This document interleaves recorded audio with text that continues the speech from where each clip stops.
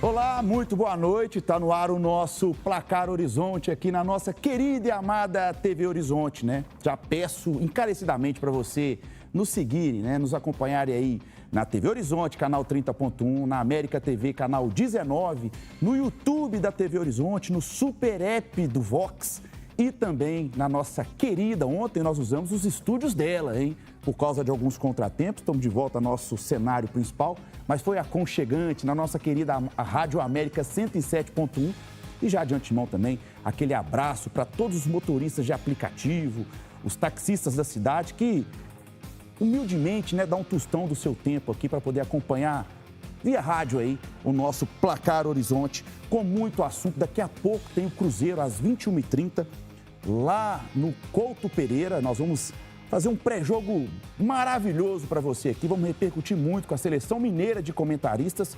Vamos falar do Galo, vamos falar da rodada que teve ontem, muito assunto. Então, sem delongas, eu já vou cumprimentar a minha seleção mineira. Vou começar com ele, o nosso Daniel Armandito Maradona. Pô, gostei do estilo, cara. Você tá pronto pro samba. Não é? Seja bem-vindo. Boa noite, Max, boa noite aos amigos aqui. Pessoal de casa, né, que a gente não pode deixar de cumprimentar, é o que traz audiência pro programa. Vamos falar de muita coisa boa aí, né? Atlético, Cruzeiro, né? Cruzeiro vai jogar agora às 21h30. Muita coisa boa pra gente falar aí. Valeu, e eu vou pedir muito a nossa produção para trazer uma aguinha pro homem aqui, viu? Porque é muita, né? Lá nas categorias de base é muita palestra, né? Muito sol. Muita dura que você fica dando nos meninos lá também, que a gente sabe, tá? Agora eu vou cumprimentar ele, que para mim é uma enciclopédia. Eu convido vocês a seguir no Instagram, né? O nosso grande Vitão aí, né? Nosso grande Vitor Barbosa, lá no Instagram do Victor Barbosa Futebol. Seja bem-vindo, irmão. A gente não é famoso, tem que colocar o que a gente faz, né? Depois, futebol. Tem que deixar. Não, mas isso você viraliza lá, cara. Cara, um prazer enorme estar aqui mais uma vez, falar de Atlético, Cruzeiro, falar de futebol, esse esporte que a gente tanto ama. Um abraço enorme para a audiência do Placar Horizonte que está assistindo, acompanhando a gente agora. Esse programa é especial por conta de vocês, então tamo junto aí. Já chegou falando com personalidade, nosso grande Vitor Barbosa. Você que acompanha e gosta muito de futebol, ele tem análise tática, comentários pós e pré-jogo. É impressionante. Para mim, um dos melhores nós temos aqui no estado, viu? Sem demagogia, de qualidade técnica não se discute, viu? Muito nível altíssimo. E agora eu vou dar boa noite para ele. Está aqui mais uma vez essa semana. Depois que o câmera, grande Alan, me deu liberdade de andar aqui, rapaz. Luiz Barcelos, boa noite. Seja bem-vindo mais uma vez. Boa noite, Max. Mais uma vez, obrigado pelo convite. Boa noite, meus amigos de bancada, a toda a audiência do Placar Horizonte. Bora repercutir essa rodada do Campeonato Brasileiro, tem o pré-jogo do Cruzeiro, tem essa novela do Fred que parece que não tem fim, hein? Vamos falar disso também, né? A torcida do Galo estava ansiosa, nós vamos falar disso no segundo bloco. Primeiro bloco, nós vamos focar na questão do pré-jogo do Cruzeiro. E aí, antes de entrar no Cruzeiro, nós vamos falar o seguinte. Você que está acompanhando aí, você sabe muito bem que sem vocês nós não somos nada, né? Sem a nossa audiência. Então, 319-9680-2910, hoje vai funcionar o WhatsApp. Ontem fizemos um embromation lá, um manual, né? Um manual, como dizem. Mas aqui na tela eu quero ouvir a sua cornetada, o seu comentário, como é de costume todos os dias. Então já desce a ripa aí, já manda o que você pensa sobre o jogo, fala do Galo, do Cruzeiro, que nós vamos ler aqui o máximo que a gente puder durante o programa. E aí, senhores, é o seguinte, Cruzeiro enfrenta o Curitiba agora às 21h30, lá em Curitiba, né, contra a boa equipe do Coxa, né, treinado pelo Fernando Seabra, faz um trabalho interessante, quase foi para o Vasco, né, na verdade fechou com o Vasco nessa janela aí, né, nesse período de Copa do Mundo, porém o Vasco não conseguiu pagar a multa do Seabra, que já treinou o Cruzeiro inclusive, e faz um bom trabalho com a equipe do Curitiba, o Cruzeiro bastante desfalcado. Vou até passar para vocês aqui a possível escalação do Cruzeiro, né? Que é o Otávio no gol, o Willian na lateral, Fabrício Bruno e Jonathan Jesus, Rojas na lateral esquerda, Romero, Gerson e Matheus Pereira, aquela trinca tradicional, aí já é um belo reforço, a dupla voltando, né? Matheus Pereira e Gerson. Bruno Rodrigues, Arroio e Caio Jorge, é o provável Cruzeiro para logo mais às 21h30. Eu começo com você, meu querido Daniel.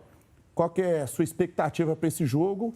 o Cruzeiro empatou com o Coritiba no primeiro turno. Procede? Perdeu. Perdeu de virada. Perdeu. Obrigado, viu, Luiz? Então tem que mais do que nunca correr atrás dessa vitória hoje, né? Tanto para recuperar o prejuízo do primeiro turno e também a derrota contra o Botafogo domingo, né? Ah, com certeza. Jogar no Couto nunca é fácil, né? Independente da situação do Coritiba, né? O Seabra fez muito bem. Tem que levantar a mão pro céu que não pagaram a multa, para não pegar que a barca furada que tá o Vasco, né? Deixar, independentemente de você deixar um clube encaixadinho ali, do que você pegar aquela dinamite que tá lá no Rio de Janeiro lá. Mas um jogo difícil, não vai ser fácil para o Cruzeiro jogar lá, independente da situação do Coritiba, né? O Seabra conhece o time do Cruzeiro também. Vejo o Cruzeiro um pouco de dificuldade com essa situação do ataque, né? O Bruno Rodrigues não vem Eu acho que ele não chegou ainda, né? Desde quando ele voltou do Palmeiras, acho que ele está chegando agora, não jogou ainda, né? Nós não vimos aquele futebol que teve aqui na passagem dele do Cruzeiro. Mas ganha-se muito com a volta do Gerson e a do Matheus Pereira, porque, para mim, esse trio aí, junto com o Romero, é o melhor meio de campo do Brasil, é o do Cruzeiro, né?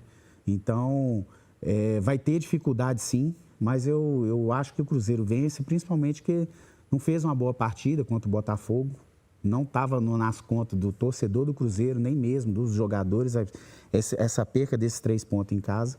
Mas eu acho que o Cruzeiro vai recuperar esses 3 pontos lá agora. Jogo, inclusive, ô Vitão, de 6 pontos, porque as duas equipes, né, estão com 27 pontos. O Coritiba, no momento, exatamente, 27 pontos do Coritiba na 10ª posição e o Cruzeiro com 27 na 11ª posição. Então, o Cruzeiro, além de se recuperar, passa o adversário. Então, mais do que nunca, aumenta ainda mais a responsabilidade da vitória na partida de hoje. Sim, e as duas equipes buscando uma recuperação, né? De certa forma, o Cruzeiro de um tropeço dentro de casa, não estava nos planos perder para o Botafogo no Mineirão, e o Coritiba que pegou uma sequência difícil no Brasileirão, jogou contra Palmeiras, jogou contra Flamengo, e o Coritiba que começou bem o Campeonato Brasileiro, como um bom visitante, até conquistando pontos importantes fora de casa, fez com que o Coritiba subisse para a parte de cima, não tem como subir para baixo, né? Na parte de cima ali da tabela, mas caiu o desempenho, caiu a regularidade do time, o Coritiba começou a tropeçar bastante e perder pontos, principalmente dentro de casa. Então, o Coritiba está buscando uma recuperação contra o Cruzeiro. Por outro lado, tem um outro ponto que eu trago para análise também, é que o Cruzeiro é um excelente visitante. Se dentro do Mineirão o Cruzeiro tem sido uma decepção, desde o ano passado o Cruzeiro tem deixado muitas vitórias escaparem dentro do Mineirão. Fora de casa, o Cruzeiro é um time que combate bastante, compete muito, é organizado e tem conseguido vitórias importantes. O Cruzeiro venceu o Internacional, o Flamengo empatou. Então, o Cruzeiro pode se agarrar a isso, é um bom visitante e tem tudo para somar pontos contra o Coritiba. Apesar do tropeço, né, Luiz, de domingo, o Cruzeiro tem uma recuperação muito interessante desde a chegada do Arthur Jorge, né? Ele não teve a dupla de meio dele. Eu tô praticamente quase 90% na linha do Daniel. Talvez eu não cravo que é o melhor, mas talvez o empate técnico, ou se for ali o segundo, é muito pequena diferença em questão de melhor meio-campo do Brasil, né? Por causa tem o Romero, você tem o Gerson, que pode render muito mais. O Matheus Pereira, que eu acho que é o cara mais refinado, mais raiz que nós temos no futebol brasileiro ali como 10. Só que, de fato, ele tem esse aproveitamento muito bom, trazendo de novo, falando do Arthur Jorge. E aí, dá para o torcedor do Cruzeiro, com esse retorno dessa dupla e essa necessidade da vitória, ficar confiante com os 3 pontos hoje, né? Com certeza. Como bem disse o Vitor, o Cruzeiro vem tendo um aproveitamento melhor fora de casa do que em casa, desde o ano passado e principalmente contra equipes que brigam na parte de baixo. O Coritiba vem fazendo um campeonato sólido, apesar da queda de desempenho, mas o Cruzeiro, falando do retorno, o Cruzeiro vai ter retornos muito importantes, né, como o Gerson e o Matheus Pereira, mas vai ter uma baixa, o Fagner, que é um lateral mais defensivo, que está fazendo uma boa temporada, contribuindo também na parte ofensiva. O William, que deve ser o titular, é um lateral que apoia mais e que não defende bem. Agora, falando do Coritiba, que vai ter o retorno do... E uma observação para te ajudar, né? Boa introdução sua aí. A equipe do Coritiba ela é muito vertical, muito física. principalmente ali pelo lado esquerdo do ataque deles, lado direito, que é a questão do William, observação, né? Sim, o Curitiba vai ter o retorno do goleiro Pedro Morisco, do volante que é titular e capitão, o Sebastião Gomes, o colombiano, e tem um atacante que é muito bom tecnicamente, que é o Lucas Ronier, que vai jogar ali pelo lado do Rojas, que é um lateral que apoia mais, que não vem demonstrando um bom futebol defensivamente, que preocupa. O Kaique, o torcedor do Cruzeiro, estava acostumado com ele apoiando bem e marcando muito forte no sistema defensivo. Então, o Cruzeiro vai ter que equilibrar essa partida, tanto defensivamente quanto ofensivamente, mas o Cruzeiro tem condições, sim, de vencer a partida e obter mais um resultado jogando fora de casa. Se nós pegarmos o recorte aí dos últimos 5 jogos, né, do Cruzeiro, são 5 jogos, 2 empates, 2 vitórias e 1 derrota. E do Coritiba é a mesma coisa. Então, um equilíbrio aí entre as duas equipes, não só na tabela de classificação. Porém, o Coritiba, ele teve um início melhor do que o Cruzeiro, porque o Cruzeiro teve o início do campeonato ali, né, Daniel, nas mãos do Tite. O próprio Arthur Jorge, acho que ele já está até exagerando, apesar de eu gostar muito do Arthur Jorge, eu acho que já deu a conta dele da indireta no Tite. Se ele aceitou o Cruzeiro, o desafio de pegar o Cruzeiro na situação que estava, tudo bem, ali no primeiro, segundo, olha, pessoal, eu peguei o navio afundando aqui, então, tudo bem. Só que a semana passada, de novo, ele deu uma indireta de que, olha, o Cruzeiro, se não fosse o início do campeonato... Mas ele perdeu alguns pontos no Mineirão também. E ele, de fato, também tropeçou, como domingo, por exemplo, né? Que não poderia perder. O próprio Clássico também. O próprio Clássico, bem lembrado. Mas isso é típico, se você pegar um pouquinho para trás, é típico dos treinadores portugueses mesmo, né? No próprio Botafogo ele fez isso também. Na hora que o Botafogo começou, ele fez uma passagem para o Botafogo excelente. Mas quando, logo no início, o Botafogo ele oscilou um pouquinho, ele pegou no trabalho do treinador antigo, né? Isso já é típico dos treinadores. Nós tiramos por base o Abel, que ganha tudo, né? O torcedor que é o Abel fora do Palmeiras, não sei nem porquê, né? Porque todo ano o Palmeiras tá em cima em tudo. Então, mas isso é típico dos treinadores portugueses mesmo, já tá chato, concordo com você, né? Não tem nada a ver uma coisa com a outra, já vão pular essa parte, né? Mas você está mais valorizando o trabalho dele, que eu acho que não tem nem necessidade dele tocar nesse assunto mais, porque ele não precisa se vender para ninguém, né? Para vender o trabalho dele, é claro, mas porque ele é um cara consagrado, é um dos melhores senadores que tem aí, então não tem essa necessidade, tem que pular essa parte mesmo. A gente está, Vitor, a gente está acompanhando aí, inclusive essa semana nós recebemos mensagens de vários telespectadores nossos aqui, alguns mostrando insegurança com relação ao Rojas, somente depois da derrota. Você que é um cara que é muito estudioso, faz muita leitura tática, e você fez até vídeo no seu canal lá do Rojas, ou comentou sobre a contratação dele? Só comentei, sim. Sobre a contratação dele. Queria que você falasse, eu acho ainda muito precoce. Inclusive, por exemplo, domingo, acho que passou muito mais pela falta de inoperância do ataque, pela falta absurda dos desfalques dos caras do meio-campo, Gerson e Matheus Pereira, do que necessariamente você culpar o Rojas, que de fato teve muitos ataques do Botafogo por ali.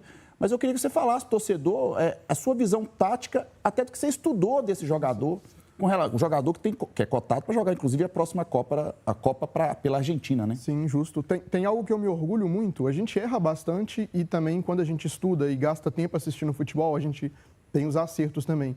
Tem algo que eu me orgulho muito porque há muito tempo atrás, o Kaique, quando ele foi reserva do Marlon, que hoje está no Grêmio, eu bati o pé e afirmava que o Kaique era um lateral melhor do que o Marlon em todos os aspectos, ofensivos e defensivos. E aí muita gente pegava no meu pé, até que o campo foi respondendo, o Kaique assumiu a titularidade e virou um grande nome do Cruzeiro, cotado para a seleção brasileira e um jogador promissor que foi para o futebol europeu, vai crescer muito lá. Inclusive, até a seleção brasileira vai ficar de olho no que o Kaique, em como ele vai se desenvolver na Europa, já pensando no ciclo, né? Um parêntese com relação ao Kaique, que até viralizou na internet hoje ou ontem, de um amistoso do Como, da Itália, contra o Al-Ahly. Do Michael, né? O Michael, ex-Flamengo, deu uma empenada no Kaique, senhoras e senhores. É muito novo. Foi ontem, obrigado, Luiz. Muito novo. Inclusive, um abraço para a Luísa, viu, da produção, que que sempre nos dá um suporte aqui muito bacana e hoje também cuidou do meu penteado. Pois não. Então, ao mesmo desafio que o Kaique vai ter lá na Europa, o Rojas vai ter no Cruzeiro. Existe adaptação, existe um desafio de você chegar em uma liga diferente e a gente subestima muito o Brasileirão. Hoje, o Campeonato Brasileiro, ele entrega um ritmo muito diferente do que o Campeonato Argentino, do que a Copa Sul-Americana, que é um campeonato triste de assistir. O Brasileirão hoje entrega outro ritmo, ele te exige mais fisicamente, ele te exige mais ofensivamente, mais defensivamente. E quando existe uma contratação, isso vale para Atlético, Cruzeiro, Palmeiras, Flamengo, existe uma ansiedade muito grande no torcedor de classificar aquela contratação. É craque ou é bagre? Nunca existe o equilíbrio, o meio termo. Então fica aquela ansiedade de, ó, isso aqui é bagre, aquilo ali é craque. E aí o cara chega, faz 2, 3 jogos, não se destaca, pô, isso é bagre, contratou errado, então tem que ter calma. Assim como o Kaique precisou de minutagem, precisou de se desenvolver ali para poder virar dono da posição, o Rojas ele tem qualidade, o Cruzeiro não contratou no escuro, é um lateral que já era realidade, cotado para vestir a camisa da seleção argentina, que se destaca mais, aí é característica, na minha opinião, se destaca mais ofensivamente, com cruzamentos, chegadas na linha de fundo, atacando o espaço que o próprio lateral e o zagueiro deixa. E o Kaique se destacava mais, na minha opinião, defensivamente. Um monstro em desarmes, vencer duelos e tudo mais. Então, eu acredito que o tempo vai fazer bem para o Rojas e, em breve, o torcedor cruzeirense vai, não tenho dúvidas que vai reconhecer a qualidade dele. Vai, Luiz. Pegando esse exemplo, pegando um exemplo como comparação que o Vitor disse, essa questão do imediatismo, da contratação chegar e ter um tempo de adaptação, o próprio Preciado no Atlético, que fez uma partida muito boa, muito consistente contra o Palmeiras e muitos torcedores já decretaram que ele não presta, que ele não tem qualidade. Um lateral que já foi convocado, disputou a Copa do Mundo pela seleção do Equador. Então, é preciso ter calma. Um jogador que vem de outra liga, que tem um idioma diferente, uma adaptação totalmente diferente. Então, é preciso ter paciência e, como o Vitor destacou, o Rojas, ele destaca mais ofensivamente. Então, o torcedor precisa ter essa paciência. Foram apenas 2 jogos oficiais desde o término da Copa do Mundo. E tem que ter paciência, sim, com o Rojas. Legal. Já vou pedir a produção para agora a gente dar moral e hoje eu quero ler bastante, eu quero bater bastante papo aqui com o nosso pessoal, com a nossa audiência. Boa noite, Max. Hoje faz 50 anos que o Cruzeiro ganhou a primeira Libertadores. Eu tinha 14 anos na época. E nesse mesmo ano tivemos o falecimento do Roberto Batata, nosso ponta direita, o Camilo de Rezende Costa. Você vê como que é bacana a nossa audiência, né? Porque o Roberto Batata, que jogava muita bola, ponta, né? Faleceu num acidente de carro, não foi isso? Foi no acidente de carro. Boa noite, Max, e todos vocês da bancada. Você alegra a nossa noite, Max. Sou cruzeirense, tomara que essa arbitragem de vídeo não interfira no jogo de hoje, não. Os jogos estão ficando sem graça, futebol, contato, e quem está sendo o vilão está sendo a arbitragem de vídeo. Ô, Júnior, obrigado primeiro, cara, pelas suas palavras de estar alegrando sua noite. A gente fica feliz que Inclusive, a gente fica mais feliz ainda de vocês darem um tostão do tempo de vocês, né, pra gente. É muito legal. Verdade. Fala, Luiz. Eu imagino que ele fez esse comentário aí por causa do jogo de ontem do Palmeiras, né? Aquele lance do Maurício, aquela cotovelada que o VAR optou por não chamar o árbitro em campo. Aí depois o Kaká foi expulso e o Palmeiras conseguiu fazer o gol com o próprio Maurício, que não havia sido expulso. Então, eu imagino que esse comentário foi em cima do jogo de ontem do Palmeiras. Uma confusão total. Depois até de ler, eu acho que a gente vai ter tempo de discutir um pouco sobre esse assunto, porque eu quero englobar outras coisas envolvendo o nosso pacote Brasileirão. Aproveitar que a gente saiu pouco tempo da Copa. Mas vamos continuar aqui, ó. Boa noite, Max e amigos do nosso querido PH. Estou sentindo a falta de um grande participante. O Gizão na área. O Gilson na área. Faz um bom tempo que ele não participa. Ontem o juiz meteu a mão na vitória. O jogador tomou uma cotovelada, levou 7 pontos e o agressor não foi expulso.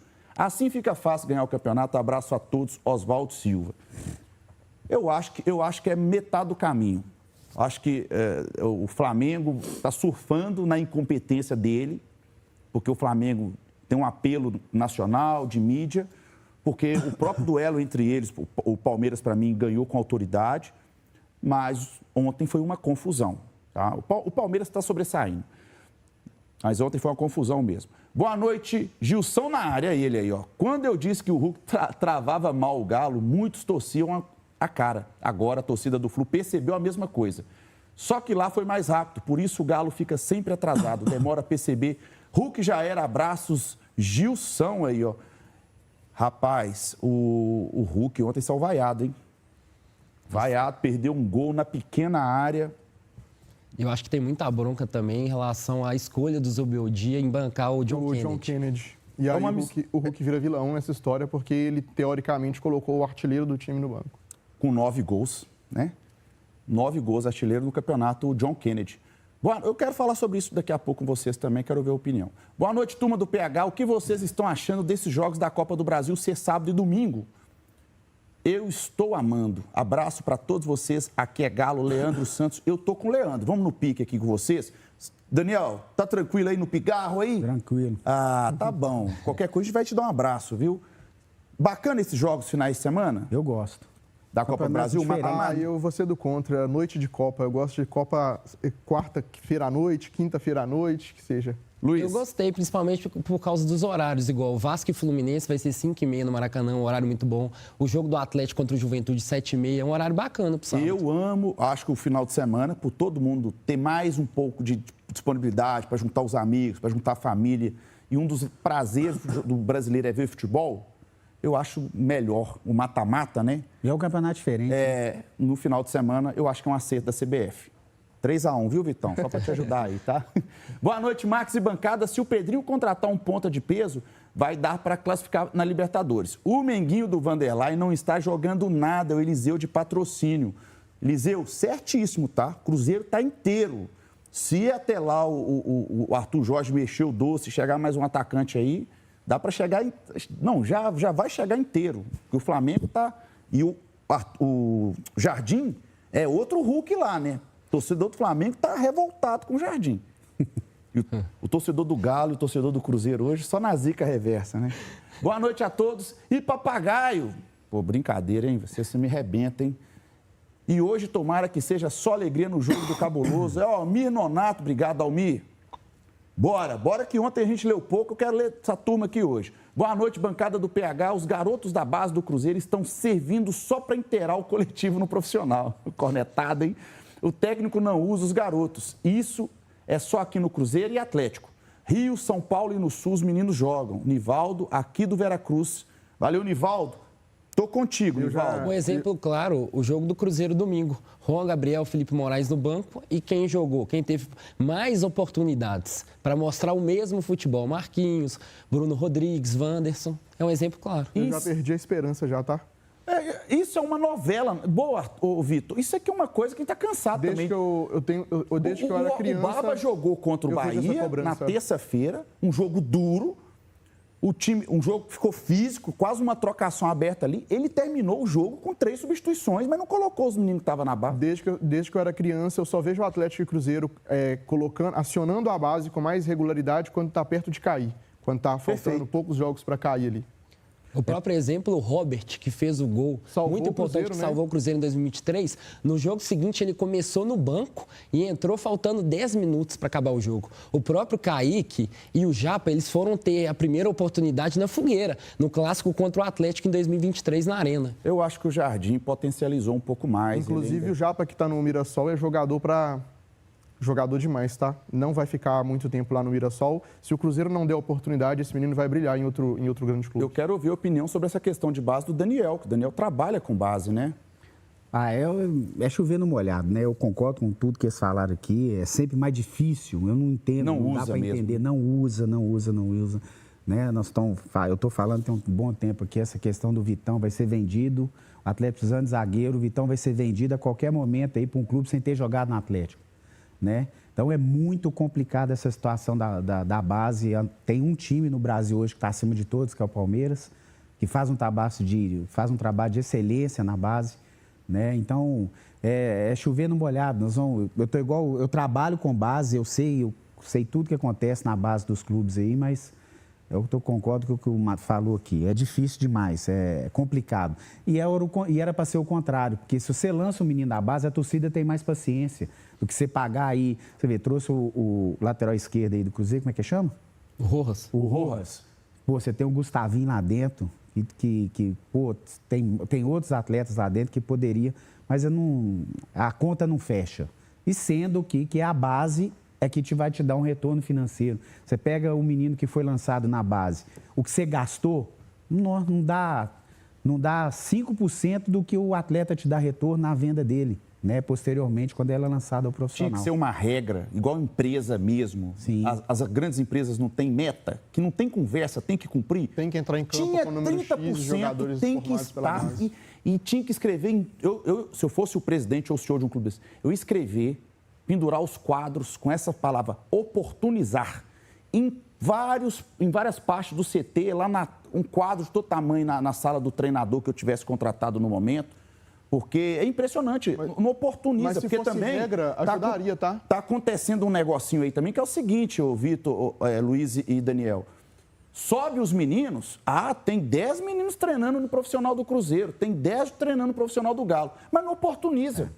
Então é a mesma coisa. Só para você ter ideia, você falou um negócio que foi perfeito e que aconteceu, tá? Eu fui num jantar na casa da minha nora e tava o Sérgio Sete Câmara, quando ele estava presidente do Atlético. E tava o Ricardinho, que jogou no Cruzeiro, o Mosquitinho.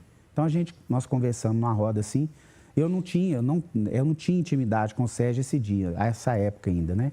Eu falei com ele, eu como atleticano, como quem trabalha com base, falei que se você conseguir manter o Atlético igual você gere a sua empresa, vai dar resultado. Falei exatamente o que você falou. Ele falou, como assim? Sua empresa tem meta? Então coloca a meta lá. Você põe lá sub-17 e sub-20, né? Você tem, os treinadores são contratados em janeiro, você tem até dezembro para você me entregar no mínimo 4 atletas e você me entregar 3 ou 4 para subir para o 20. Pois é, isso aí é um tema que é importante a gente sempre bater nessa tecla, porque não dá oportunidade para os garotos e é uma chance também de fazer grana, né? Atlético e Cruzeiro, principalmente, lógico, o nosso Coelhão também. E aí é o seguinte, Vitor, o Cruzeiro, continuando falando do Cruzeiro aqui, fazendo um pré-jogo aqui, bem quente para você, cruzeirense, que daqui a pouco vai se ligar aí no Cruzeiro contra o Curitiba contra o Cruzeiro. O Cruzeiro vai entrar com 7 pendurados. Rapaz, vamos lá, vamos aos nomes. Fabrício Bruno, a dupla de zaga, tá? E Jonathan Jesus. E o Otávio, goleiro também, tá? E aí tem o pessoal do banco. Titular são só esses 3. Do banco é o Cauã Moraes, o Kaique Kenji, Lucas Silva e o Matheus Henrique estão pendurados. Eu acho que até o Matheus Henrique aí também é um semi-titular, que é um 12º. O próximo jogo seria em casa? Produção, próximo jogo do Cruzeiro aí, me fala assim que puder. Hoje os jogadores com o clube conseguem, em alguns momentos, conseguem fazer gestão disso, né? Assim, quando o jogador não perde o controle de um lance, naquele jogo mais controlado e um jogo mais tranquilo, que você não é obrigado a fazer uma falta para poder parar o jogo, ou se o jogador não se envolve em uma discussão com o juiz, em alguns momentos os jogadores acabam escolhendo o jogo para ficar de fora. Mirassol no Mineirão. O jogador fala assim, eu vou tomar um cartão aqui porque vou forçar um pouquinho a barra, porque eu fico de fora contra tal adversário e tal. Então, meio que o próprio jogador ele se organiza e acaba fazendo gestão disso. Agora, Brasileirão também não dá para tirar o pé, né? Porque os mesmos 3 pontos que você conquista ou deixa de conquistar contra o Coritiba valem os mesmos 3 pontos que você ganha do Flamengo no Maracanã. É 3 pontos a mesma coisa. Então, se tem um campeonato que você não pode subestimar o adversário e tirar o pé com medo de tomar um cartão e ficar suspenso, esse campeonato é o Brasileirão. E detalhe, né? O próximo jogo, agora eu confirmei com a produção, o Luiz também confirmou aqui, ligado, né? Contra o Mirassol, próximo jogo do Campeonato Brasileiro. Para, né, eventualmente, se algum desses atletas tomarem um cartão hoje, eu fico preocupado pela dupla de zaga, o Luiz, porque, para mim, por exemplo, o Fabrício Bruno, já essa temporada muito abaixo, mas mesmo assim, se fica ruim com ele alguns jogos, para mim é muito pior sem. Então é um alerta, o Mirassol que está recuperando nesse Campeonato Brasileiro, viu? Time duro, muito bem treinado. Com certeza, o Mirassol vem de um empate fora de casa contra o Vasco e ontem venceu o Remo. Tem o Japa, né? Eu acredito que o Cruzeiro tenha colocado aquela cláusula, né? Como o contrato é por empréstimo, o Japa não vai poder atuar contra o Cruzeiro. Mas é muito importante o Cruzeiro, principalmente no Mineirão, nesta partida que vai ser às 11 horas da manhã em um domingo. Há muito tempo que o Cruzeiro não joga esse horário. Então, é importante vencer e ter uma atuação consistente. Agora, sobre essa questão da zaga, o Jonathan Jesus vem sendo o principal zagueiro do Cruzeiro este ano. Ele vem jogando um bom futebol. Você vê que ele tem qualidade até para chegar no ataque. Um zagueiro muito consistente. No jogo contra o Botafogo, ele marcou muito bem, apesar daquele gol que o Cruzeiro tomou, que foi um erro coletivo. 10 jogadores dentro da área, o jogador do Botafogo cabeceou sozinho, mas ele vem sendo o principal zagueiro. Então, o Cruzeiro tem que tomar cuidado com essa questão dos cartões. O Matheus Pereira é um jogador que reclama muito com a arbitragem e que vem tomando muitos cartões. Também. O Romero, que vira e mexe, está fora. Então, tem que ter esse cuidado aí. E a Copa do Mundo, assim, aí eu já vou cair na situação que eu queria falar. É impressionante, o choque de realidade é muito grande. E tem muita coisa dentro desse choque de realidade, o Daniel e Vitor, que envolve coisas que não é técnico e, para mim, não é muito dinheiro. Por exemplo, você padronizar a própria filmagem. Gente, as emissoras de TV que pagam, a principal paga bilhão no Campeonato Brasileiro hoje. Será que ela não tem um pouquinho a mais ali, até mesmo a CBF exigir essa contrapartida de padronizar as filmagens de acordo com como era na Copa do Mundo? Por que eu já caí nesse assunto dentro que você estava falando? De reclamação de jogadores. Não tem isso na Copa nessa proporção. Não tem conversa. Se já veio e não é o capitão, o cartão acabou. Aqui não, tem que fazer aquela bateção de boca, trava o jogo, fica chato, aquele tanto de jogador reclamando. Isso tudo envolve, vou jogar para você, Vitor, na dinâmica do jogo. Isso tinha que ser, assim, quase aquele cartãozinho de punição que tem, eu estou falando muito da empresa, porque agora está na moda os clubes SAF, né? Aquele cartãozinho de punição, advertência. Eu não quero, isso tinha que ver do presidente do clube. Eu não quero, eu sei que vocês estão com sangue quente, mas eu não quero que vocês reclamem com o juiz. O capitão vai lá, acabou. Tem que vir do próprio clube. Na Europa, se eles vão para a Europa, você não vê eles reclamando igual reclamam aqui. Lá eles são disciplinados porque é padrão. Não é muito por aí, não, Luiz ou Vitor? Precisa, né? Desvaloriza o produto, desvaloriza o futebol brasileiro. E a gente bate muito na arbitragem, a gente bate muito na CBF, a gente bate muito em toda a estrutura da arbitragem brasileira como um todo. Mas os jogadores, os treinadores, os clubes também não fazem nada para ajudar, né? Não colaboram. É impressionante como que os jogadores profissionais do futebol brasileiro não movem uma palha para colaborar com uma arbitragem melhor. Não ajudam. Muito pelo contrário, os próprios jogadores, quando chegam no Campeonato Brasileiro, o comportamento é diferente, o tratamento é diferente, se comportam como amadores. Na hora de jogar o futebol com a bola no pé, se comporta como profissional. Mas com a bola parada, se comportam como amadores. E aí o jogo, a bola não rola, o jogo não anda. Se a gente pega, por exemplo, você tem um... E aí é muito clubismo envolvido, né? Porque os clubes usam os erros de arbitragem como escudo, o treinador na coletiva vai usar. Se aí você tem um erro num jogo do Flamengo, a mídia palmeirense vai bater e vai usar aquilo como escudo para o Palmeiras. Se tem um erro no jogo do Palmeiras, a mídia flamenguista vai usar aquele erro como escudo para defender o Flamengo. Então fica essa guerra bairrista que não colabora em nada. Aí o jogador cai tentando simular uma falta, aí o jogador o tempo inteiro, se tem um toque no braço, cai com a mão no rosto, simulando uma cotovelada. Cera de goleiro o tempo todo, que ninguém aguenta, né, Everson? Pega demais, mas... Aí é cera do goleiro, parando o jogo toda hora, atrapalhando, às vezes, até a concentração do próprio time. Então, os jogadores do futebol brasileiro, nessa malandragem toda que eles procuram, achando que isso, de alguma forma, vai ajudar ele a vencer o jogo, faz com que isso vire amador. O comportamento é amador e aí reclama, sempre transfere a responsabilidade para o árbitro, para a arbitragem. Mas tem muito jogador profissional se comportando como moleque e colocando a responsabilidade toda na arbitragem. Ô Daniel, em cima disso, rapidinho, até emendando sobre o nosso produto, olha para você ver que coisa maravilhosa que nós iniciamos a abordagem ontem no programa, que a CBF fechou um acordo com um patrocinador para estampar nos cartões amarelos e uniformes da equipe de arbitragem o logotipo desse patrocinador. Ou seja, toda vez que o juizinho, cartãozinho, tá lá a marca da empresa. Que coisa bacana, né? Aí a empresa fala, alô, o árbitro Daniel Maradona, apita para mim. Gente, dá motivo para caçar tumulto à toa também, né? É igual aquele meme, desculpa de cortar. Eu não preciso de ninguém para fazer M comigo. eu sozinho boto minha vida em perigo, é tipo isso? Sim, é isso mesmo. Mas tudo que vem da CBF não é novidade, né? Falou que é parte financeira, então nem se fala. Pegando um gancho, um pedaço né, da fala do Vitor, é impressionante a inoperância dos clubes nessa situação, né? Porque se o clube ajudasse, as coisas não aconteceriam desse jeito. Se o clube punisse, falta punição do clube com o jogador para não poder fazer esse tipo de situação. Aí a CBF ainda me vem com essa situação, é só para piorar mais as coisas, né? Porque o clube não ajuda. Acabamos de falar aqui, o clube realmente não ajuda. Os clubes não ajudam, né? Porque os clubes poderiam colocar ali uma punição para o cartão X, cartão Y, cartão... Você vê, a título de informação, aquela situação com o jogador com o PEC, hoje o Inter protocolou, né, um efeito suspensivo. E que vai acontecer. Por quê? Pegou no próprio Cruzeiro.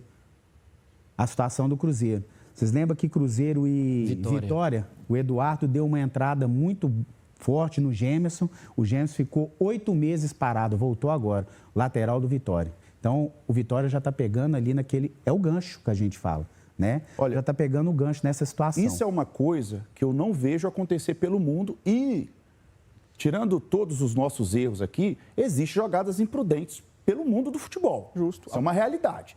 Isso aí até na Premier League, na La Liga, acontece jogadas que o colega machuca o outro e o cara rompe o ligamento, torce um tornozelo, fratura um tornozelo.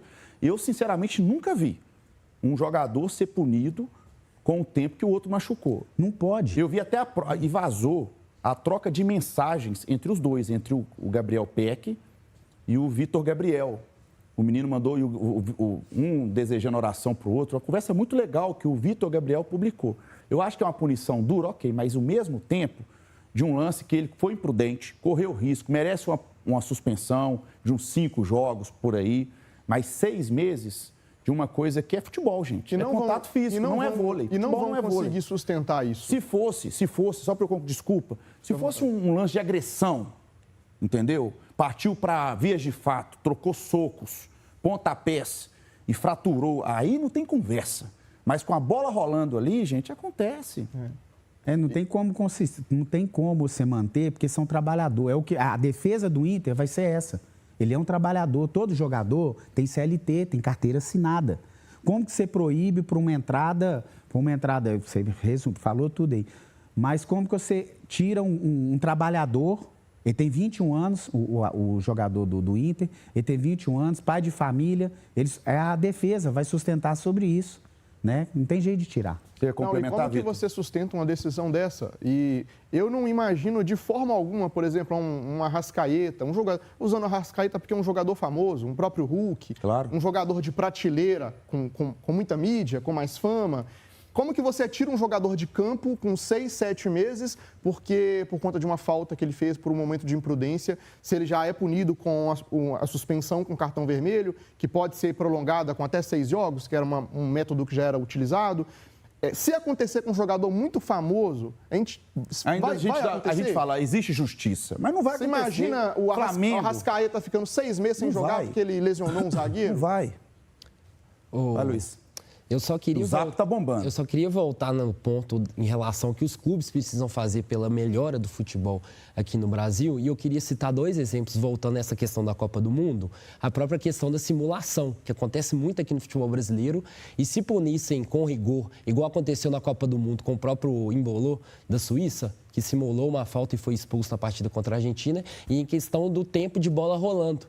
A partida entre Internacional e Cruzeiro teve 48 minutos de bola rolando e a partida entre Cruzeiro e Boca Juniors praticamente não teve jogo na Libertadores. Então, eu acho que isso precisa ser visto com urgência para ter uma melhora no futebol brasileiro. Um produto tão caro, é cuidar do seu próprio produto e não tem papo. É chegar na mesa, chamar os donos e falar, acabou, isso não pode. Você que é dono do seu clube também, você pode ser penalizado, porque seus jogadores acham normal ficar estressado.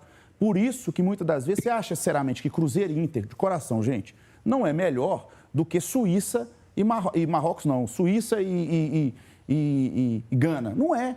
Mas o produto lá é tão bem envelopado, a arbitragem é tão boa, você se sente dentro do jogo. A prioridade é o futebol, né? É o gol, são as jogadas. O jogo flui, a bola rola, os jogadores não ficam reclamando, a câmera é impecável, a filmagem te coloca dentro do campo. Então, assim, é isso. E são movimentos que, ao meu ver, está no nosso alcance. Agora, vamos ouvir a opinião da nossa audiência, senão a produção me agride com carinhos.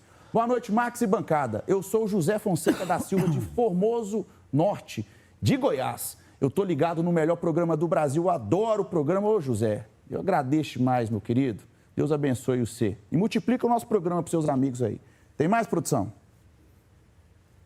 Boa noite, galera do PH. Olha só, gosto muito da Leila, presidente do Palmeiras. Mas o que fizeram ontem com o Vitória foi uma vergonha. Esse juiz deveria largar o apito e fazer qualquer outra atividade. Péssimo. Um abraço, Manuel do Luxemburgo. Concordo, assim, a gente já parte do princípio seguinte, não aconteceria isso com o Palmeiras. Aquela expulsão não aconteceria no Allianz. Ponto. Isso é uma verdade. O histórico comprova isso. Boa noite, pessoal. Max, você está doido? Cruzeiro só tem um desfalque, que é o Bruno Rodrigues. Os demais são titulares. Hoje vamos ganhar de 3-1. Vamos, cabuloso. Ronaldinho de João Molevade. João Molevade aqui, ó. Indo para minha Governador Valadares. Terra boa, obrigado. E obrigado pela informação. Aqui a gente faz o programa juntos. Olá, Max. Hoje te vi lá na Avenida Contagem, indo para academia. Isso aí, cuidar da saúde. Sou seu fã, Sargento Freitas, cruzeirense. Ô, Freitas, obrigado, rapaz. Amigo do Max. Se eu não cuidar do Baconese, não dá, né, rapaz? Você tá rindo o quê, Maradona? Você não tá longe de mim, não. Baconese? Falar nisso, vai ter Baconese, novidade para vocês aí semana que vem. Boa noite, Max Lopes, boa noite a todos. Até que ponto a gente deveria acreditar que o VAR e a arbitragem brasileira são imparciais? Ontem, na minha modesta opinião, o Vitória foi assaltado pela arbitragem. Teve cotovelada de jogador do Palmeiras que não foi expulso e expulsão de 2 jogadores do Vitória. Hoje, se o VAR e o árbitro de campo forem imparciais, o Cruzeiro vence placar de 2-0, opinião do Mauro Sérgio da simpaticíssima Itabarandiba, lá no Vale de Jequiti, como diz meu amigo Ricardo Frois. Boa noite, Max. Esse é o melhor penteado da casa. O Léo esquece. Ô, Léo, você é camisa 10 aqui do seu penteado. O que foi, Vitor? Boa noite, Max e bancada. O programa de vocês é show. Estou todas as noites ligado. Aí. Show de bola. Bacana demais. E aí, produção? Meus amigos, com a tia Leila está essa vergonha, os jogos do Palmeiras sendo favorecido. Com ela na CBF, o Brasil vira hexa. Dá o troféu para o Palmeiras de uma vez. Abraço, Fabiano de Santos Viçosa. Fabiano que é São Paulino, né? A torcida do Vitória ontem cantou muito, ironizando. É campeão, é campeão. Posso ser chato? Pode. Eu acho, rapidinho, porque o intervalo está aqui, ó, me ligando. Normalmente sendo chato, né? Por que a arbitragem não deu a vitória para o Palmeiras contra o Atlético, por exemplo, no final de semana? Acho que existe sim uma narrativa, principalmente de quem briga diretamente pelo título contra o Palmeiras, que é o Flamengo. Potencializa. Né? Que vai criando narrativas e potencializando elas. Mas, assim, por exemplo, eu cobro muito critério. O árbitro vai adotar um critério mais rigoroso, dá o mesmo peso para faltas de ambas as equipes. Ele poderia ter expulsado o Maurício, na minha opinião, segundo o rigor que ele usou na expulsão do jogador, né, do Vitória. Agora, o jogador fazer sinal que está roubando, o cara querer dar uma entrada na canela do outro... É discutível o lance da expulsão. Para mim, as expulsões do Vitória, vermelho, e a do Palmeiras também deveria ser.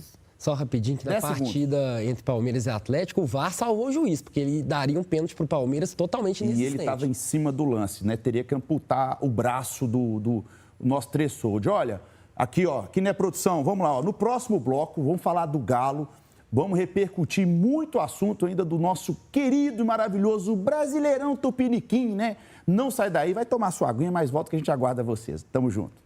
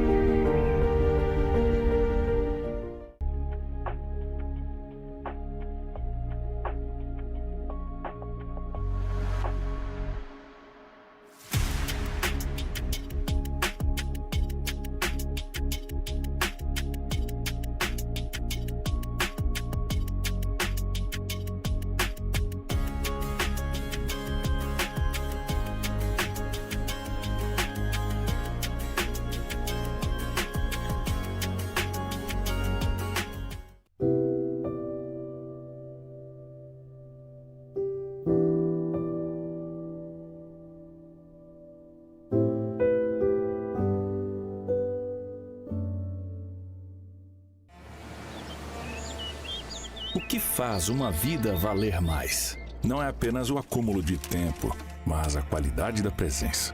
É a capacidade de habitar cada segundo com o corpo em movimento, a mente clara e a energia certa para o dia inteiro.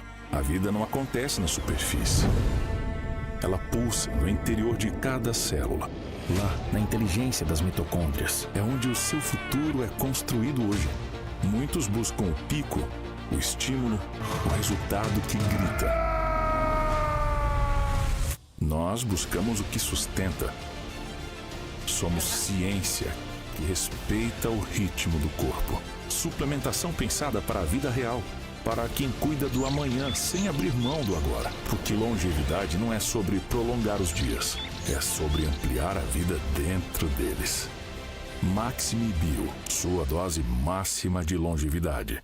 Conhece o Residencial Irmã Benigna? Aqui, cada detalhe foi pensado para oferecer conforto e segurança ao público sênior. Contamos com uma estrutura completa, hospedagens adaptadas, salão de convivência, sala de cinema, área de exercícios físicos, área verde, restaurante, além de serviços como oficinas, terapia ocupacional, supervisão médica diária e muito mais. Residencial Irmã Benigna. Venha conhecer.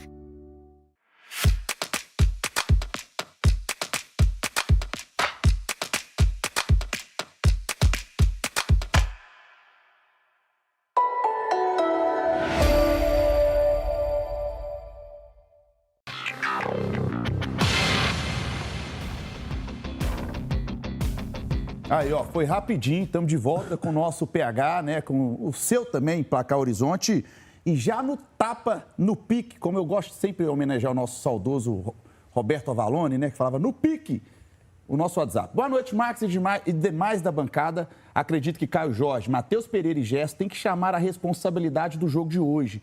Meu placar para hoje é 3-1 cabuloso. Um abraço a todos. O Afonso, do bairro Santa Maria em Vespasiano. Valeu, Afonso, tamo junto. Tô contigo ali. Se aquela, né, se a locomotiva ali entrar no jogo, não tem papo não. Acho que é uns 3-1 pro Cruzeiro. Mas tem que querer, né? Boa noite, meus amigos do Placar Horizonte. Parabéns a todos vocês pelo programa. Gosto muito de vocês aí. Sou fã do Vanderlei também, viu? Brigo muito, mas é porque eu sou fã. Ontem eu vi o jogo do Palmeiras e não achei grande coisa. Não acho que dá para chegar. Camilo Cruz, de Cambuí do Sul de Minas. Cruzeirense com honra. Obrigado, Afonso Camilo.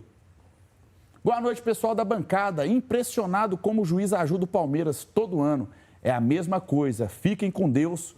Flávio Ferreira. Eu tô meio bipolar com esse trem aqui do Palmeiras, viu? Até porque eu vi pouco os lances. Mas eu acho que tá me cheirando esse ano um pouco de o que aconteceu com o Galo em 21. Porque o Palmeiras, mesmo com essa...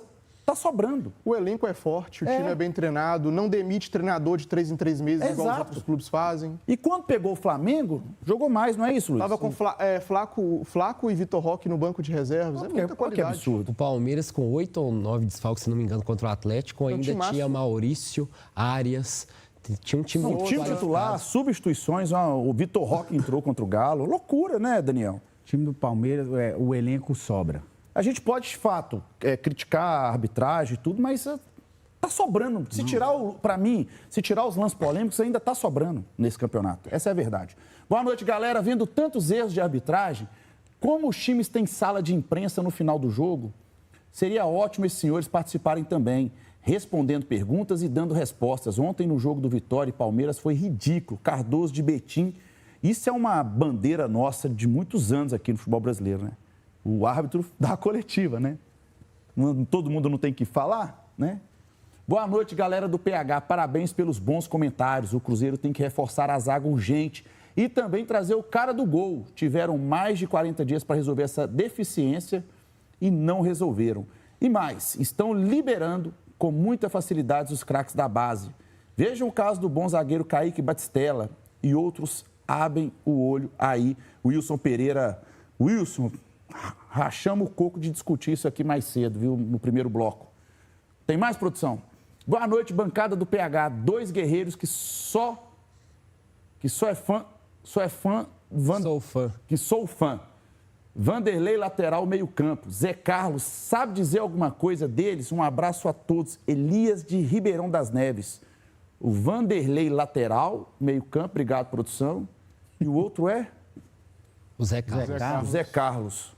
Confesso que não. Confesso que não estou lembrando dos atletas. Obrigado. Aí, ó, bacana, viu? Dá para ver. Rapaz, vocês viram ali o WhatsApp bombando? Cuidado com isso aí. Que isso, hein? É, porque chegam uns WhatsApp aí que não. Mas o bom é que a maioria, 99% da nossa audiência, o pessoal é muito educado. Até para cornetar, corneta com sutileza. Parece o nosso Maradona aí, ó. Tá boa a Com garganta? sutileza, com sutileza. Com doçura? Bom, tá bom, tá bom. Tá melhor? Olha aí, ó. Falando de Galo agora, rapidamente, tá? O Fenerbahçe. É a novela, né? Porque acho que dos 4 dias de programa é o terceiro programa dessa semana e nós estamos falando sobre o assunto. Mas todo dia tem uma novidade, né? A expectativa era que ontem fechava o negócio. O Fenerbahçe dificulta a saída do Fred. O Atlético não desiste da contratação e deseja contar com o jogador nessa temporada. E aí é o seguinte, o papo que rola nas redes é que o Atlético agora já está flexibilizando pagar, negociar uma compensação. Esse valor giraria entre 2 e 2 milhões e meio de euros. Quando eu falei isso aqui, o Vanderlei... Que é o que a gente está falando pro Paulo Falei Brax fazer. Tem 3 meses que a gente está falando, Paulo Brax, o time vai liberar o Fred de graça. Dá uma compensação financeira. Era pro Fred estar aqui, ó. Exatamente isso. Era para ele estar jogando esses jogos todos. Mas segue a resistência. Rapaz, e outra coisa, o Fenerbahçe está, Luiz, para apresentar o Leão, hein? Rafael Leão, da seleção portuguesa. Estava todo mundo esperando ele na Premier League e tal. O Fenerbahçe está montando um time que, inclusive, mesmo se o Fred sair, Kanté, me ajuda no meio-campo, que eles estão. Asensio. Sim, sim. Muito jogador importante. Brincadeira, né, Luiz? E a tendência é contratar mais. A questão do Fred, algo que complicou ainda mais, é que trocaram de treinador, né? Chegou um treinador para a temporada, o sujeito apaixonou com o Fred e aí deu uma travadinha também. Então, para dar uma resposta para o treinador, o Fenerbahçe vai ter que falar assim, pô, tem que ter uma compensação, que é um jogador importante para o meu treinador. O Fenerbahçe ganhou uma desculpa para poder cobrar alguma coisa, algo que a gente já imaginou que iria acontecer também. Ô Luiz, o Everton Guimarães, colega nosso aqui de imprensa, apresentador da Band e tudo mais, deu uma notícia hoje que ele está apurando esses bastidores da possível vinda do Fred. Poucas vezes ele viu em apurações, acompanhou de perto, um jogador demonstrar um interesse tão grande de jogar num clube como, segundo ele, o Fred está demonstrando para jogar no Galo. O Fred é torcedor declarado do Atlético, foi revelado nas categorias de base do clube e tem um potencial, se concretizar a chegada dele, de se tornar uma referência, uma identidade do torcedor atleticano que vai ser representado dentro de campo. O Fred é um jogador com muita qualidade técnica, com muita experiência e que vai agregar muito no meio de campo do Atlético. Eu concordo muito com o que o Vitor disse. O Atlético, desde que teve esse início da Copa do Mundo e os clubes tiveram um período de descanso e depois de preparação, por que não apresentou uma proposta para o Fenerbahçe? O jogador quer vir e o Atlético quer contar com ele. Por que não fez isso? Ô Daniel, a famosa você que ama de paixão, você está do seu lado um pouquinho. Você que ama de paixão, o nosso VP, né, perdeu o time, né? Será que ele cedeu às pressões? Na verdade, não é nem ele, né? Porque aí quem libera o recurso é o Rafael Menin, né? Hoje é ele que é lá de cima, lá que libera. Recuaram com a pressão ou é falta de planejamento mesmo? Não falar dele é tão difícil, ao Vou mesmo voltar tempo um pouquinho aqui, senão o Alan me arrebenta. Ao mesmo tempo é tão fácil que ele falou nas redes sociais aí, se ele não conseguisse contratar um volante, ele podia ir embora, né? Então, eu acho que agora isso está pegando muito forte, né? Pô, se eu falei, né? Então, assim, o Fred está fazendo todos os esforços para vir para o Atlético, só o Atlético aqui não quer, né? Você falar em 2 milhões de euros, é claro, é muito dinheiro para nós, mas para o clube não é, né? Isso é sem dúvida, o Atlético não tem. Se não tiver, os homens... É caro você trazer 4 Igor Gomes. Deixaram os dois no zagueiro Vitor Hugo, que na minha opinião deveriam ter abençoado para liberado. 2 milhões e meio de euros no valor do futebol hoje, que está muito inflacionado por um volante da qualidade do Fred. É um valor irrisório. Copas do Sim, Mundo. o cara veio aqui, comprou casa. Pagou do bolso dele a casa, claro, né? Veio aqui, comprou casa, Que a susto, família. hein? A família o tempo todo, né? A família o tempo todo demonstrando que quer voltar, que ele quer vir para como foi revelado aqui, as origens dele tá aqui. Ele tem camarote na arena, ele assiste os jogos, é torcedor. Então, todos os esforços possíveis ele está fazendo, né? Só o Atlético aqui não vê. E seria um baita de um reforço, né? Então, eu acho que agora, aquela fala do Brax, ele falou assim, ó, ele deve estar falando com os homens lá em cima lá, que o preço tá bom, vão fazer, porque senão eu vou ter que pagar a língua do que eu falei. Isso incomoda demais o torcedor, porque você vê a opinião dos comentaristas aqui, fica muito claro que muitos movimentos não tem nada de planejamento gourmet que eles prezam pra gente, né, Vitor? É tudo pressão. Posso compartilhar uma crítica comum? Quando o Paulo Brax foi contratado, eu fui conversar com colegas de imprensa do Sul, ele passou no Internacional. Eu conversei com colegas que cobrem o Vasco e com colegas de São Paulo, porque ele trabalhou no Santos. Uma crítica comum, que todos eles, do Inter, Santos e Vasco, uma crítica comum. É lento para resolver as coisas. É devagar para resolver as coisas. E o futebol não perdoa isso. Futebol competitivo não perdoa isso. E aí, falando ainda do nosso VP, do Atlético, anunciou hoje oficialmente a contratação do uruguaio atacante Thiago Borbas. O atacante, ele já pode, inclusive, atuar pelo Galo, tá? Ele aí, ó, tá aí na tela, obrigado, produção, tá na tela aí. Ele que jogou 3 temporadas pelo Red Bull Bragantino e a última, ele estava no Deportivo Oviedo. Real Oviedo, perdão. Isso. Foi até rebaixado lá na La Liga. 12 jogos e nem um gol pelo Real Oviedo. Um atacante 1,81 m, 24 anos, idade boa. Ele fez 27, 100 e alguma coisa de jogos, agora eu vou buscar, mas com 27 gols. Isso. Pela equipe do Bragantino. Eu até acho que ali, vamos colocar ali, quase 30% de participações. E em muitos jogos ele saiu do banco, ele era reserva do Sacha.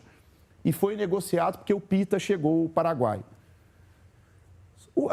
Para mim, se o Atlético não tivesse com tanta carência, poderia ser um jogador ali fora da casinha para compor o elenco.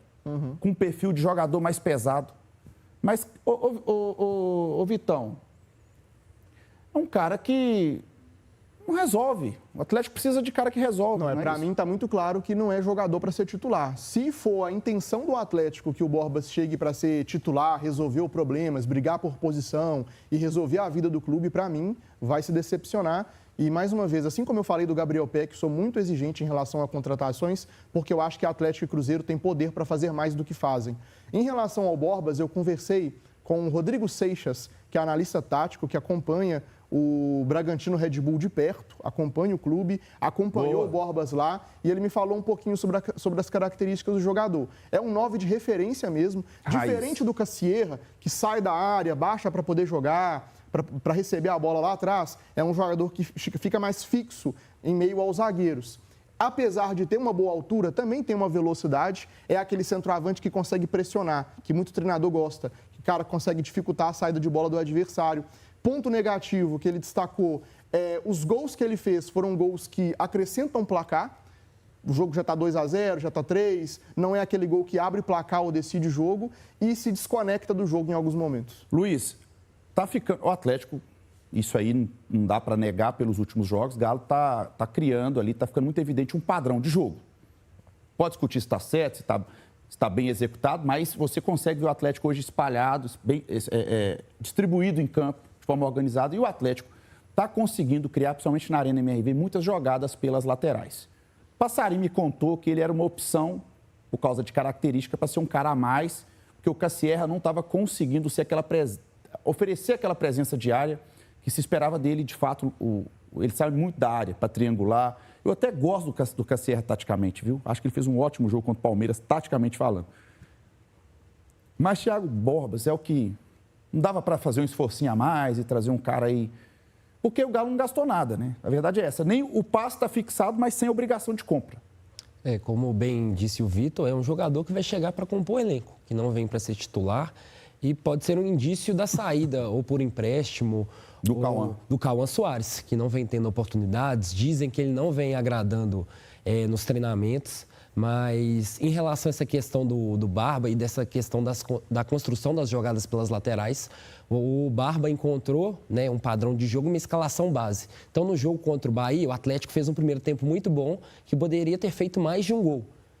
No jogo contra o Palmeiras, o Atlético se organizou muito bem taticamente e construiu boas jogadas. Então, o Atlético precisa ter esse definidor. O Cassier é um bom jogador, tem característica diferente, é um jogador que sai mais da área. O Borbas, como bem disse o Vitor, é um atacante de referência, aquele jogador que fica mais posicionado na área esperando que a bola chegue. Mas eu acredito que vem para ser reserva. Aí eu vou te incomodar com aquele tema de novo. O Cassier, e tem dia que é noite. O Cassier, contra o Bahia, errou tudo. Ele terminou o jogo com o Cassier e não oportunizou o Cauã, que é um menino que se destacou na base. Isso é uma coisa que está me incomodando demais. Ah, não está treinando bem. Eu já vi muito jogador aí, histórias consolidadas que no treino não era, mas era leão de jogo. Isso é uma verdade do futebol também. É claro que o cara tem que dar um sanguinho ali, mas o cara tem que fazer gol no jogo. É ali que é a realidade. E agora traz um cara que jogou 12 jogos, era reserva numa equipe, não serviu para o Bragantino, era reserva numa equipe, foi rebaixada no Campeonato Espanhol. Se for trazer pela lógica, era melhor ter insistido com o Cauã, oportunizar. O Sampaoli gostava dos treinos do Cauã. Aí. Vai lá, Daniel. É uma situação Essa jaca é sua, né, Daniel. Porque vamos. Você tem um menino, né, que é formado na base lá, artilheiro nas categorias de base. Forte, trombador. Não, bom goleador. jogador, treina bem. Eu tenho informações que ele é bom de treino, igual você falou, existe isso mesmo. Tem um jogador de treino e tem um de jogo. Infelizmente tem mesmo. É um negócio, a gente não sabe, a gente não consegue entender se a gente fala que é oportunidade. O Prax fala muito em oportunidade de mercado, né? Igual ele falou que o Atlético está sem dinheiro, nós vamos ter que pegar as oportunidades de mercado. Então, essa oportunidade de mercado, você pega um jogador que jogou 12 partidas, não fez nenhum gol, né? Na segunda divisão do Oviedo. E aí? Sendo que você tem um Cauã lá dentro. Uma situação, por exemplo, o Pita, Isidro Pita, que é... vários jogos ele é reserva, porque o Sacha é o titular do Bragantino, alguns jogos dois, no 4-4-2, intercala. Mas se você trazer um Isidro Pita, é uma oportunidade de mercado. Sim. Entendeu? Ele é reserva no Bragantino, mas é um cara que joga vários jogos, seleção paraguaia, é um cara que tem um perfil trombador, aí você entende, é um cara desse estilo, né? Não é um Pedro, não é um Flaco Lopes, mas é um cara que, para mim, por característica, poderia ajudar. E o Atlético, sem poder investir absurdos, agora eu penso por aí, né? É porque veio de graça. Para resumir, é porque veio de graça. Dá uma satisfação para a torcida que está com você vê que o Atlético está com dificuldade de trazer um jogador torcedor que já deve ter aberto mão de muita coisa financeiramente para vir para o Atlético, deve ter diminuído o salário. Tem isso aqui, não, eu tiro. Porque o Brax, ele quer simplesmente contratar jogador de graça. Ele deve estar achando que o Atlético, né, está nesse poder todo. Todo mundo quer jogar no Atlético. Não é assim que funciona. Você está com alguma coisa para falar? Para mim, você levantou a mão? Não, tranquilo. Tá tranquilo. Olha, a 21ª rodada, né? Vamos falar dela aqui do Campeonato Brasileiro, foi reduzida devido, evidentemente, aos playoffs da Copa Sul-Americana. Alguns jogos não aconteceram. E aí eu vou passar os jogos para vocês. O Vasco contra o Vasco... Chapecoense e Vasco, obrigado. O Word aqui tá legal. Chapecoense e Vasco, Atlético e Bragantino, São Paulo e Santos, Botafogo e Grêmio foram os jogos que não aconteceram. E aí, falando de playoffs, ô Luiz, definido o adversário do Atlético. Vai ser o Bragantino. Red Bull Bragantino. Parada torta, para mim, é mais difícil, adversário mais duro do que o Sporting Cristal nas oitavas da Copa Sul-Americana. Porém, o Atlético vai ter um jogo lá contra o Remo, no Pará. E a gente sabe que logística é muito importante. Para o Galo sair do Pará, provavelmente ia fazer uma conexão em São Paulo ou BH para ir lá para o Peru, porque o primeiro jogo é fora de casa da Copa Sul-Americana. Então, por questão de logística, ficou bem melhor o Red Bull Bragantino, que é uma forte equipe, é duro, mas não é bicho-papão, né? Com certeza, essa questão da logística ajudou o Atlético não ter que se deslocar se fosse enfrentar o Sporting Cristal lá no Peru. O Bragantino é uma equipe organizada, tem bons jogadores, não vai ser uma partida, um confronto fácil para o Atlético, mas o Atlético tem potencial de classificação, ainda mais o segundo jogo sendo na Arena. O Atlético vem de um bom resultado contra o Palmeiras. Quando você fala, desculpa te cortar, a produção vai colocar na tela aí a arte desse confronto. Pode prosseguir, desculpa, Luiz. Não, o Atlético vem de um bom resultado e de uma boa atuação contra o Palmeiras. É aquela situação que já aconteceu em outros anos. O Atlético aproveitar a oportunidade de engrenar, de consolidar bons resultados e boas atuações. Depois do clássico contra o Cruzeiro, que teve uma boa vitória, uma boa atuação, a gente esperava que o Atlético fosse engrenar, fosse ter mais atuações sólidas, o que não aconteceu. Então, depois desse jogo contra o Palmeiras, o Atlético agora vai enfrentar o Juventude, vai enfrentar o Remo no Campeonato Brasileiro e na Sul-Americana vai enfrentar o Bragantino. Então, agora é hora de engrenar e de mostrar que o resultado contra o Palmeiras foi um ponto de chave, foi um ponto de virada na temporada para o Atlético. Falamos ontem no programa que o desafio do Barba Domingues, para mim, é surfar nessa onda positiva pós-vitória do Palmeiras. Sim. Coisa que ele não conseguiu pós-vitória contra o Cruzeiro no primeiro turno. Os antecessores dele não conseguiram em outros momentos, por exemplo, o Cuca quando o Galo eliminou o Flamengo no ano passado. E a equipe empilhou jogos fraquíssimos, vexames, jogos preguiçosos. É a hora de embalar. Eu acho... Está suando um pouquinho mais de confiança. Eu gosto do trabalho do Domingues porque eu sou crítico da qualidade do elenco do Atlético. E aí eu coloco na balança toda vez que eu vou falar do trabalho dele. Inclusive, em alguns momentos eu falo, tirou leite de pedra, porque o time é organizado, na minha opinião. Ele encontrou uma proposta que, nessa proposta mais reativa, ele consegue fazer o time competir mais pelos pontos. Depois do jogo contra o Cruzeiro, da vitória daquele clássico, ele tem 2 derrotas. Deixou alguns pontos importantes escapar dentro de casa, mas são 2 derrotas, considerando que uma veio uma classificação que foi para o Ceará. Pacini salvou o Atlético, levou para os pênaltis. Quem salvou? Pacini. Jogador joga, né? Cria de onde? Da base. Ah! E aí acabou tendo uma classificação ali. Então, na minha opinião, existe uma linha, uma melhora ali de encaixe, o coletivo do Atlético funcionando melhor, mas em alguns jogos falta a cereja do bolo. Aquele cara que resolve, aquele cara mais técnico. E se não contratar, vai continuar faltando essa peça e algumas vitórias vão continuar escapando. Ô, Daniel, inclusive, o Lucas Tanaka, dando crédito, deu informação hoje, que também especulou-se muito e vazou lá da Argentina que o Quinteiros, que tem o mesmo empresário, mesmo agente do Barba Domingues, meia, que fez uma ótima Copa do Mundo, se desligou do River Plate no final de semana, que tem interesse em vir para o Galo, que talvez teria uma negociação. O Lucas Tanaka deu informação que até então não tem nada de negociação. E eu tenho uma fonte boa que diz que se melar, é muito difícil, mas se melar o Fred, o plano B é o Quinteiro. Eu acho que, vindo Quinteiro ou Fred, o Galo precisa de mais um cara de velocidade pelos lados, no mínimo, Daniel. Se vir de graça, o Quinteiro vem também, né? O Quinteiro é de graça, ele está com o passe na mão. Pois é, então é mais fácil vir um Quinteiro do que o Fred, porque se a gente precisar de pôr dinheiro... A questão é que o Fred, ele joga, né, no segundo volante. Sim, sim. Ele pode jogar na segunda linha ali no lugar do Vitor Hugo ou do Bernard, mas ele também pode jogar ao lado do Tomás Pérez ou do Maico. E o Quinteiro só te dá a opção da frente. E o Fred não tem histórico de lesão. O Quinteiro já tem muito histórico de lesão. Não, sem dúvida, é um bom jogador, isso é fato, né? Ainda mais da situação do elenco do Atlético, igual o Vitor falou aqui, um pouco de paciência com o Barba, a gente entende isso também, devido ao elenco que ele tem. Não foi prometido isso para ele quando foi contratado lá, senão ele não tinha saído de onde ele veio, né? Não tinha saído lá da Argentina. Agora, sem dúvida nenhuma, se vir é mais fácil o atleta trazer o Quinteiro do que o Fred. Vamos colocar na tela aqui o WhatsApp, dá moral para quem dá moral para a gente. Boa noite, Max, Daniel, Vitor e Luiz. Hoje, quem vai fazer o gol da vitória do Cruzeiro vai ser o Bruno Rodrigues. Do Bruno Rodrigues vai ser desfalque, né? Confirmado?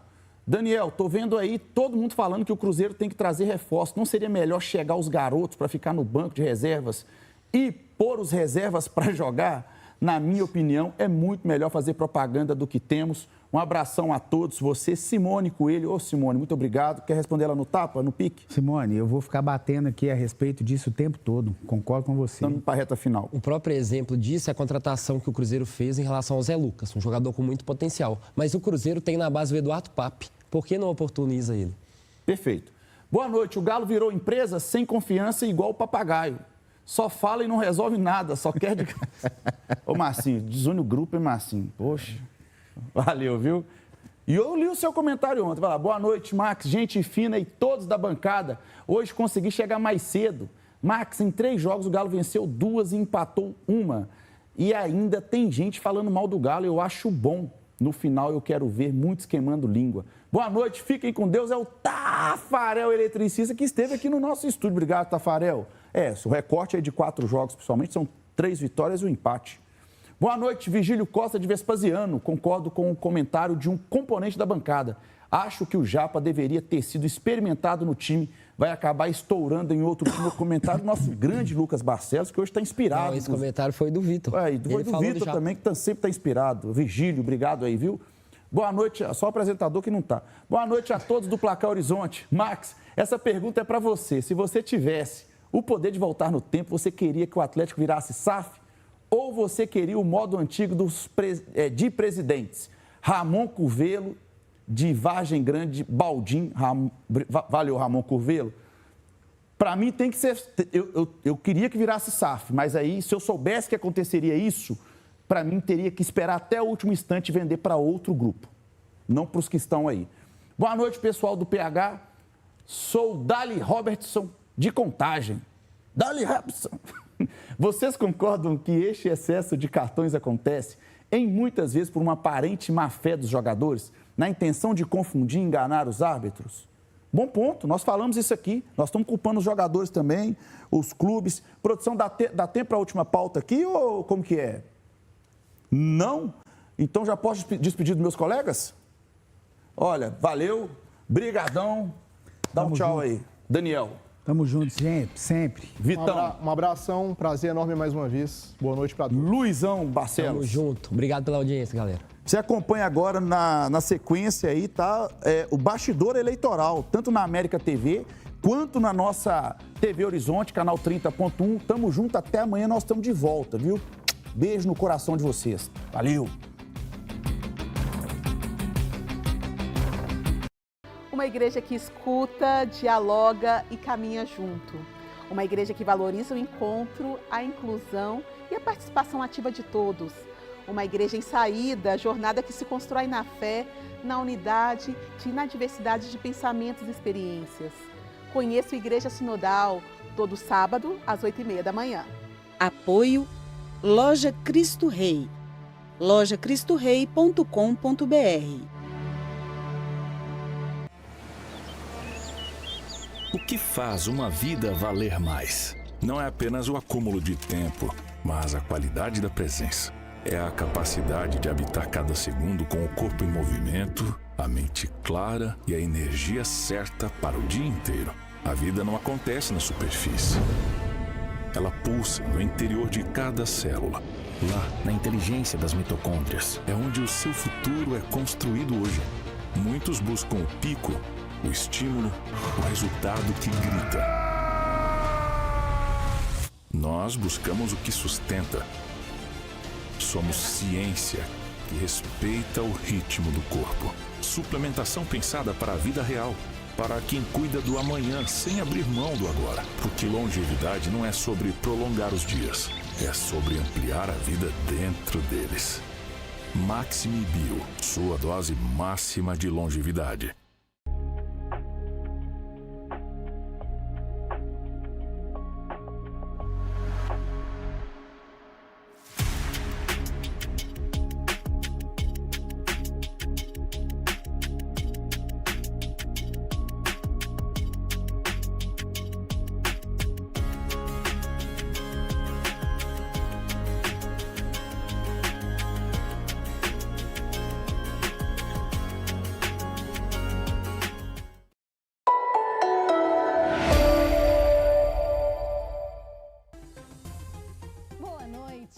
corrida eleitoral em Minas Gerais já começou.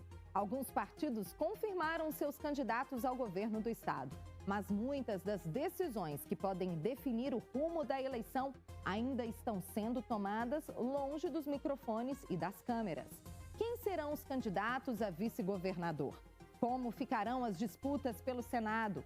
Quais partidos estarão juntos e quais seguirão caminhos diferentes? Até o dia 5 de agosto, as legendas ainda poderão realizar suas convenções e concluir a formação das coligações. Depois disso, o próximo prazo decisivo será 15 de agosto, data limite para o registro oficial das candidaturas. Isso significa que, embora alguns nomes já estejam colocados, o tabuleiro eleitoral mineiro ainda está em movimento. Conversas reservadas, alianças de última hora, recuos, acordos e estratégias podem mudar o cenário até os últimos dias. É isso, e é justamente para revelar, contextualizar e analisar esses movimentos que começa agora o Bastidor Eleitoral. Um espaço de debate, informação e análise política que vai além dos discursos oficiais para mostrar o que realmente está em jogo nas eleições de 2026. E a cada programa, jornalistas, analistas e convidados especiais vão discutir os principais acontecimentos da política mineira. Vamos conhecer a trajetória dos pré-candidatos, entender as forças partidárias, analisar propostas, alianças, pesquisas e os fatos que podem influenciar a decisão dos eleitores. É isso mesmo. E quem também participa dessa conversa é você. No quadro Minas Pergunta, eleitores de diferentes regiões do estado apresentam suas dúvidas diretamente para os nossos convidados. Porque uma eleição não pode ser debatida apenas entre os partidos e os candidatos. Ela precisa ouvir quem vive diariamente os desafios de Minas Gerais. No programa de hoje, vamos analisar os nomes já confirmados para a disputa pelo governo de Minas. O histórico político de cada candidato, as forças que eles representam e as articulações que ainda podem modificar esse cenário. Para essa conversa, recebemos 3 jornalistas que acompanham de perto a política mineira e um apresentador da casa. Informação, contexto, opiniões diferentes e perguntas diretas. Está começando agora o programa que mostra não apenas o que acontece no palco da política, mas também aquilo que movimenta longe dos holofotes. Está começando o Bastidor Eleitoral.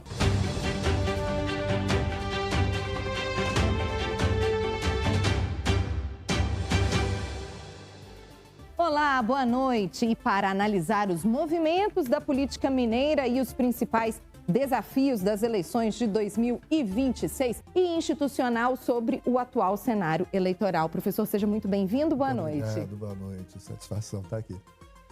Recebemos também o jornalista Jacques Leal, que participa desta conversa, trazendo sua leitura sobre os candidatos, os partidos e as articulações que estão movimentando os bastidores da política em Minas Gerais. Jacques, obrigado pela presença, seja muito bem-vindo. Muito obrigado, prazer é todo meu. Também participa do nosso debate a jornalista Clarissa Guimarães, que vai nos ajudar a compreender os principais fatos, estratégias e desafios que devem marcar a disputa pelo governo de Minas. Clarissa, é um prazer te receber aqui nos estúdios da TV Horizonte. O prazer é todo meu, espero poder contribuir. E diretamente de Brasília, contamos com a participação da jornalista Carla Gamba, correspondente na capital federal, que acompanha de perto as decisões e as articulações nacionais com impacto direto na política mineira. Carla, muito obrigado pela participação, seja muito bem-vinda ao Bastidor Eleitoral. É isso, sejam todos muito bem-vindos, né? A partir de agora, a gente começa a analisar o que já foi definido e principalmente o que ainda pode mudar no cenário eleitoral de Minas Gerais. Minas Gerais entrou oficialmente na fase decisiva das eleições de 2026. As convenções partidárias começaram, os primeiros nomes foram confirmados, mas o desenho da disputa pelo governo de Minas ainda está longe de ser definido. Até agora, as legendas têm confirmado os principais candidatos, mas deixado em aberto posições estratégicas como vice-governador, Senado e alianças. E é justamente nestas negociações que está o jogo de bastidores. O calendário eleitoral permite convenções até o dia 5 de agosto. Depois, os partidos terão até 15 de agosto para registrar oficialmente as candidaturas na Justiça Eleitoral. O PDT já tomou sua decisão. Alexandre Calil foi oficializado candidato ao governo de Minas neste domingo, mas a chapa ainda está incompleta. O partido continua negociando nomes para vice-governador e para as 2 vagas ao Senado, além de possíveis alianças. No campo petista, Patrus Ananias é o nome escolhido para disputar o governo de Minas. A convenção, que deverá oficializar a candidatura, está marcada para o dia 31 de julho. O PT também trabalha para ampliar seu palanque e mantém conversas com o PSB. Cleitinho Azevedo ainda é uma incógnita na disputa pelo governo de Minas. Embora o partido tenha anunciado que o senador não será candidato, uma das principais peças do tabuleiro eleitoral mineiro continua fora da corrida, pelo menos por enquanto. No grupo governista, Matheus Simões deve ter sua candidatura à reeleição formalizada pelo PSD. Mas também aqui as alianças ainda estão em construção. A definição do vice e a composição para o Senado podem alterar o desenho da chapa. O MDB prepara sua convenção para 1º de agosto e deve referendar Gabriel Azevedo como candidato ao governo de Minas. Enquanto os grandes blocos ainda negociam, algumas candidaturas já estão completas. O Missão confirmou Ben Mendes para o governo e cabo David Souza para vice. A legenda decidiu disputar sem alianças e não terá candidato ao Senado. Calil já está confirmado. Patrus avança.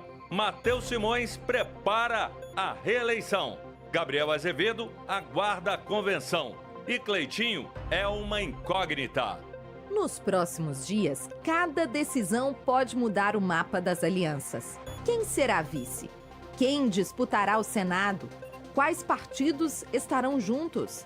E quem vai conseguir transformar uma candidatura isolada em uma chapa competitiva? E é este jogo que começa agora. As escolhas públicas estão nas convenções, mas as decisões que podem mudar a eleição estão no bastidor. Portanto, vamos começar hoje esse programa tentando entender melhor o cenário político atual, o cenário político mineiro.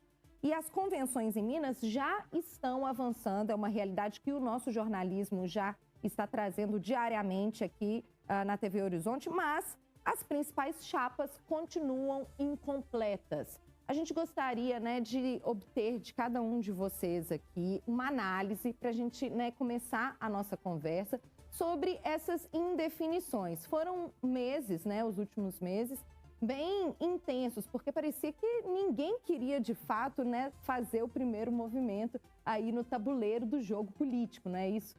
Portanto, eu vou começar com você, professor. Como que o senhor analisa todo esse cenário desde que começaram as especulações aí das chapas em Minas Gerais? Pois é interessante, porque a gente, ao contrário do que aconteceu várias outras vezes, nas outras eleições anteriores, a gente já tinha vários candidatos interessados, as pessoas já começam a demonstrar interesse, uma briga mesmo para quem vai ser indicado por tal e tal partido político, e dessa vez tudo demorou muito. E a gente precisa primeiro entender por que demorou muito. Talvez pelo um vazio político que Minas Gerais, não só Minas Gerais, mas falando aqui primeiro de Minas Gerais, tenha vivido com um governo, o governo que vai saindo aí, que é um governo muito ruim do ponto de vista político.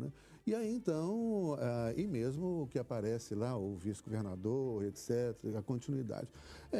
Há uma iniciativa importante, né, de trazer o nome de Patrus Ananias, que, ao contrário, já é um nome que tem muita experiência, né? Patrus foi prefeito, né, de Belo Horizonte, foi ministro de Direitos Humanos, ministro da Ação Social, né, a questão do Fome Zero, muita experiência política, deputado federal também há muito tempo, que começa, então, a dar esse início, esse start a discussão sobre a sucessão em Minas Gerais. E aí começam a aparecer outros nomes, né? Mas, enfim, é um cenário diferente, né, que a gente está vivendo nesse momento, mas é realmente uma eleição diferente, né? Uma eleição onde o emocional, né, toma conta, uma radicalização muito forte, e isso não é bom, né? A democracia é para debater ideias, projetos políticos, e não para um ficar agredindo o outro, xingando o outro. Isso não é uma boa, né? E talvez isso explique muito também, né, esse certo vazio nesse momento, mas que começa a ser preenchido, começa a ser definido, né? Ok, muito obrigada. Professor Clarissa, como que você está analisando tudo isso também?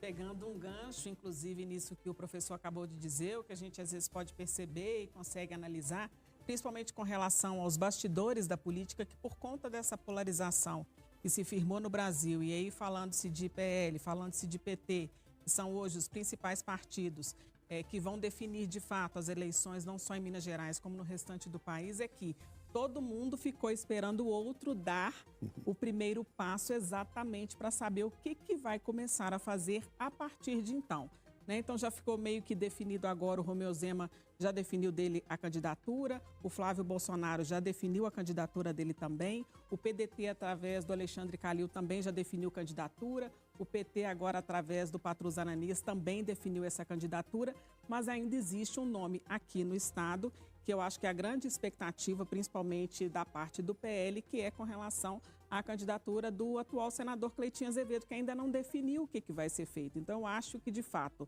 somente a partir desse momento em que houver essa decisão de quem é que vai participar, aí a gente vai começar a entender o jogo político, o raciocínio político, o que cada um deles vai fazer e como é que eles vão trabalhar isso na base eleitoral, seja de um partido, seja do outro.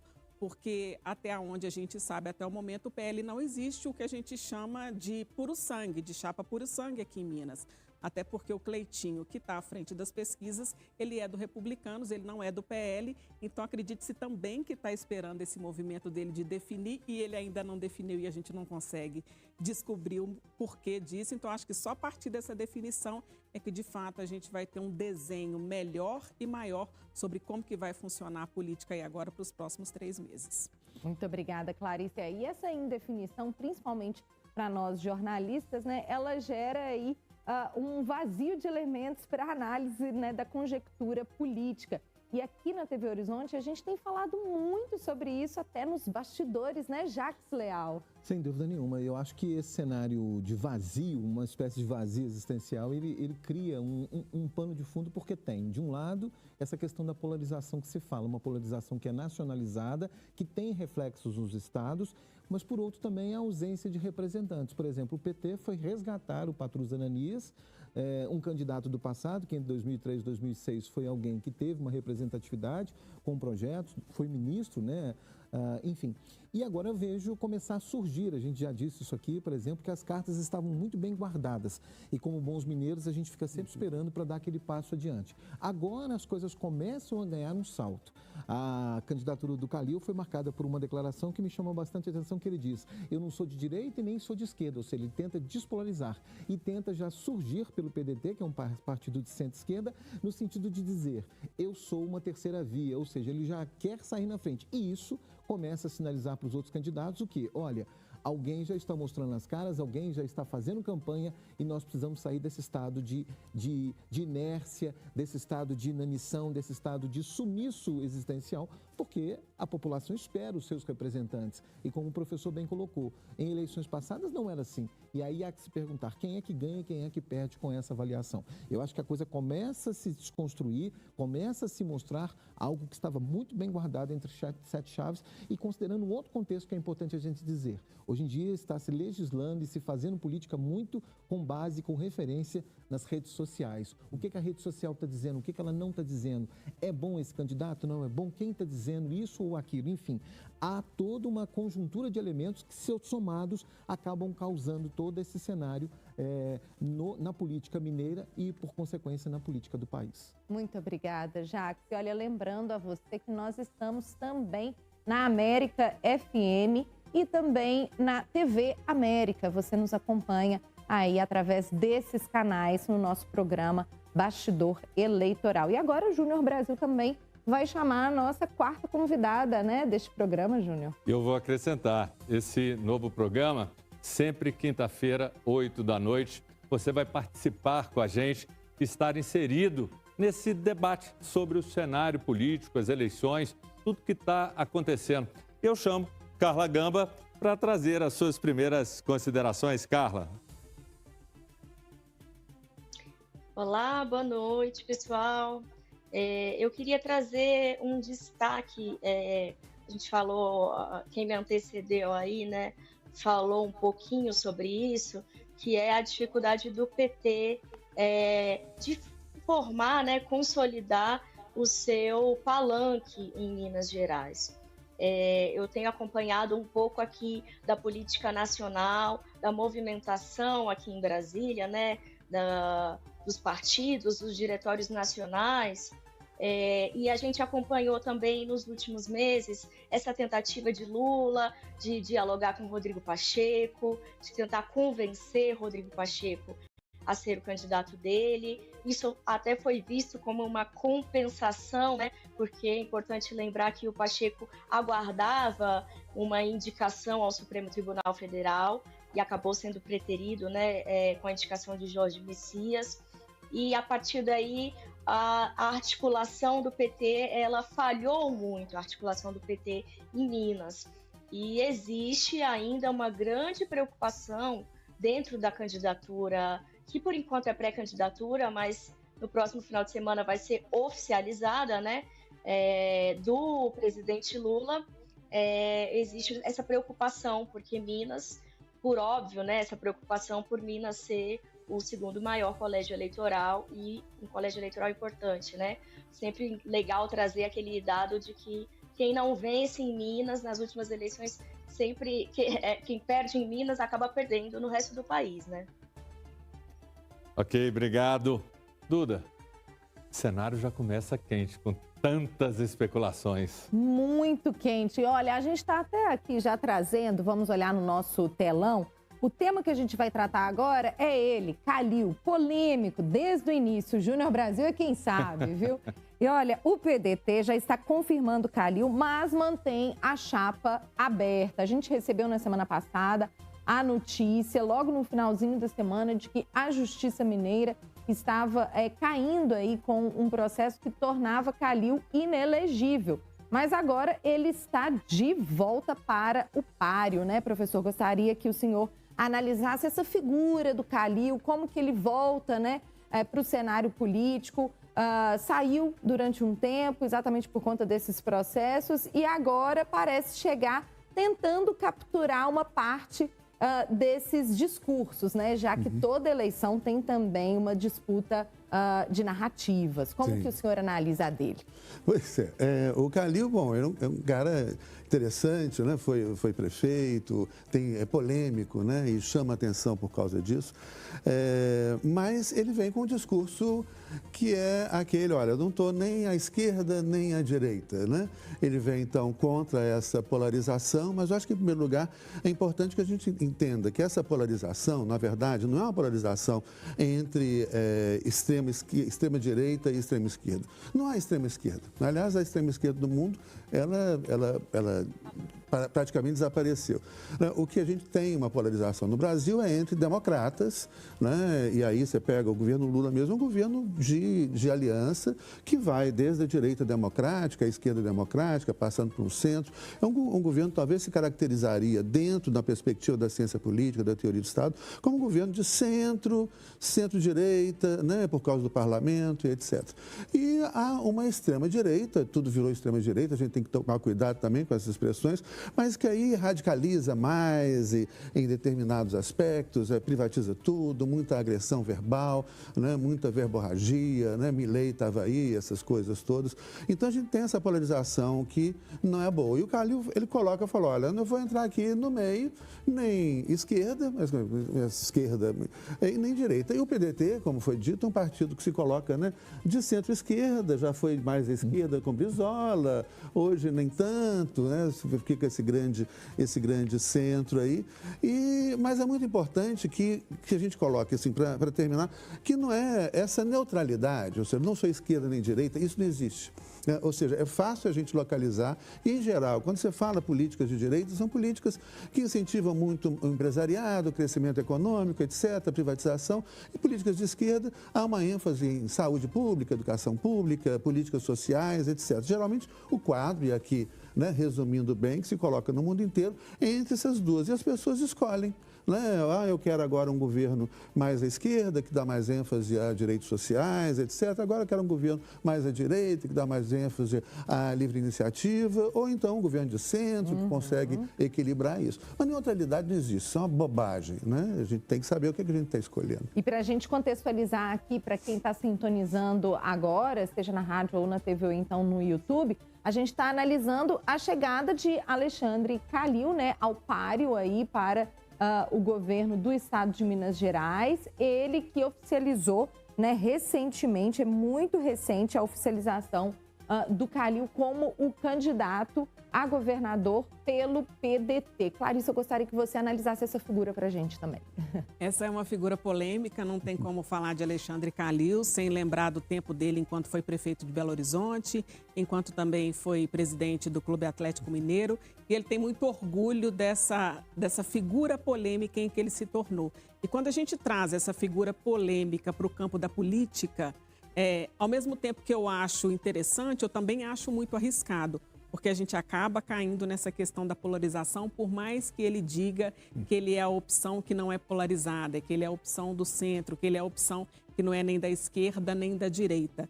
Quando a gente tem um comportamento, às vezes, muito mais reativo do que de maneira racional, principalmente na política, a gente corre um risco muito grande de não agradar a maioria. E o sistema democrático brasileiro é feito pela maioria. E como já ficou comprovado em várias pesquisas que ainda existem muitas pessoas que anulam o voto, ainda existem muitas pessoas indecisas, talvez para que o Calil tenha, às vezes, sucesso no campo político, para que ele alcance e almeje aquilo que ele pretende, que é o governo do Estado, que ele seja mais suave. Larissa, eu quero até pedir um complemento da sua parte. Se você acha que ele vai conseguir descolar a imagem dele de alguém que disse algum dia, eu sou da esquerda, e falou muito em favor da esquerda. Agora, com esse discurso que é muito casual, oportuno.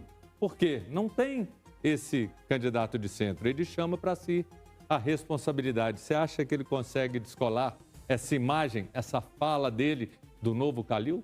Pois é, será? A gente vai ver agora aí nos próximos 90 dias aí, porque a campanha, de fato, a política só começa quando a campanha dá o start. E aí é que a gente consegue descobrir quem são os reais candidatos, porque começam os ataques, começam as defesas, começam as redes sociais, que hoje também ditam muito sobre essa questão do candidato. O Calil tentou isso há 2 anos, né, quando ele apoiou um candidato aqui em Belo Horizonte, ele tentou se descolar da esquerda, mas acabou que também internamente não deu certo e ele tirou o time de campo, ficou caladinho até agora. Vamos ver como é que ele vai se comportar daqui para frente e é ele quem vai ditar as regras aí, mas eu acho que principalmente quem dita as regras no fim das contas acaba sendo o eleitor e o eleitor responde dentro daquilo que o candidato oferece. Nós vamos falar também do PT. O partido definiu como candidato o deputado federal Patrus Ananias, que inclusive já foi prefeito de Belo Horizonte nos anos 90. Ainda existem algumas indefinições com relação ao Senado, mas ele é um nome que chega num momento que tem tanta escassez de nome com relação ao PT para a gente falar. Esse é uma unanimidade. E também com relação a Marília Campos, que foi prefeita de Contagem, ao Senado. Eu quero ouvir a Carla Gamba. Carla Gamba, para você, como que você está esmiuçando ou destrinchando esse cenário do PT com o Patrus? Pois é o que eu falei agora há pouco, né? A dificuldade que o PT teve de chegar em um candidato.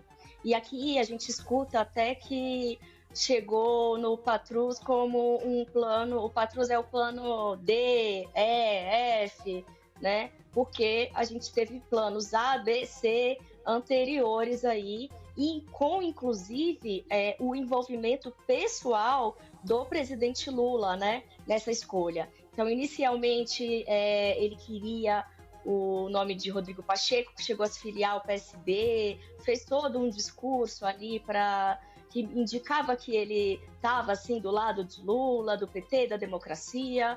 Não deu certo, o Rodrigo Pacheco negou, depois a Marília Campos foi procurada, também com esse envolvimento de Lula. O presidente nacional do PT, Edinho Silva, chegou a ir para Belo Horizonte, né, para encontrá-la, não deu certo. Houve também ali tentativas de se negociar com Alexandre Calil e acabou-se chegando nesse plano D aí, que muitos falam que até é F, porque o nome de Patrus ele não era esse nome que Lula gostaria, ou nem que o PT preferia. E aí eu vou rapidamente colocar assim, 2 pontos na discussão, né? Um é a vantagem que o PT está vendo com a candidatura própria, né, a chapa pura, que é de fazer ali um palanque em que não precisa se esconder ali o vermelho, as bandeiras que o PT defende historicamente, mas, por outro lado, a desvantagem, né, o outro ponto, que é a questão da dificuldade que o PT teve, né, de fazer, unir forças ali, e uma dificuldade eleitoral para uma eleição de cargo majoritário, no caso do Patrus.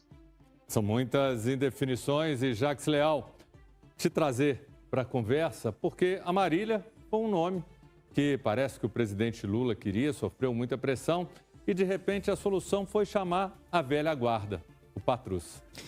A opção do Partido dos Trabalhadores era, em primeiro plano, Marília Campos, era o nome.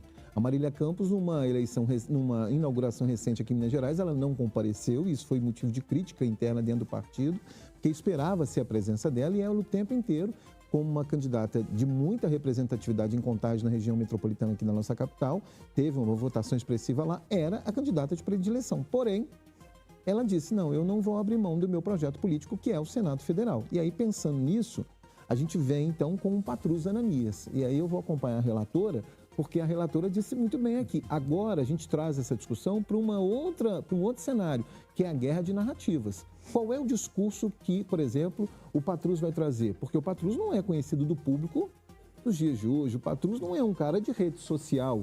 Quem é o Patrus? Tanto que tão logo ele quis antecipar a candidatura dele, a primeira ação dele foi qual? Foi correr para as redes sociais, gravar um vídeo e chamar a atenção, dizer, olha, estou aqui, estou também nas redes sociais, enfim. Eu fico tentando entender qual vai ser a construção desses partidos, porque eu acho que esse é o grande desafio a partir de agora. Se não são os candidatos pelos quais o público esperava, qual é o discurso que eles vão trazer para cativar e conquistar esse público? Essa é a expectativa, seja com o Patrus Ananias, que é um homem que tem uma história na política, tem um processo na política interessante, mas, por outro lado, também essa cultura de não é o candidato A, é o D, você não é muito bem quisto, não era bem o que eu queria.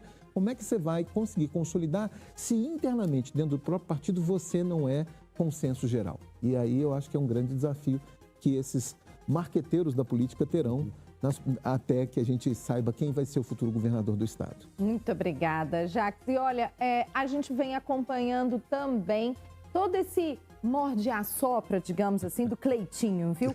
Ele mantém republicanos, PL e aliado em esperas, e nós todos que estamos aqui também esperando, né?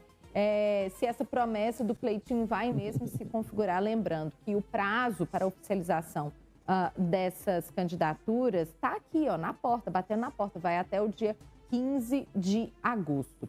Vou começar aqui com o professor. Professor, o Cleitinho já está há algum tempo dando aí fazendo falas, né, nas redes sociais e também para a imprensa em encontros oficiais, de que ele está mesmo determinado a deixar todo mundo esperando. Como que o senhor analisa esse tipo de estratégia? Pois é, olha, aí eu vou começar essa resposta, talvez de uma maneira estranha, mas eu vou explicar o porquê.